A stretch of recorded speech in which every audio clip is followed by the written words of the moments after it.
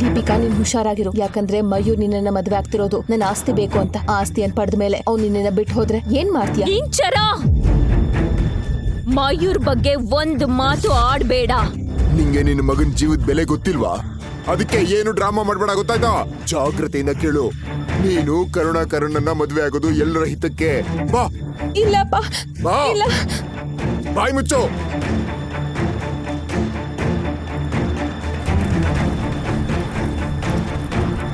ಎಲ್ರೂ ನನ್ನ ಪರಿಸ್ಥಿತಿಯನ್ನ ತಮಾಷೆ ಅಂತ ನೋಡ್ತಾ ಇದ್ರು. ದೀಪಿಕಾ ಮಯೂರ್ ಕೈ ಹಿಡಿದು ನಕ್ಕಳು. ನನಗೆ ಹೋರಾಡುವ ಶಕ್ತಿ ಇರಲಿಲ್ಲ.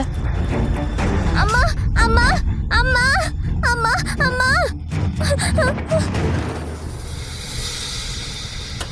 ನಡೀತಾ ಇದ್ದಿದ್ದು ನನ್ನ ಮದ್ವೆನ. ನನಗೆ ಕಾಣಿಸಿದ್ದು ಕರುಣಾಕರಣ ಕ್ರೂರ ಕಣ್ಣುಗಳು ಮಾತ್ರ.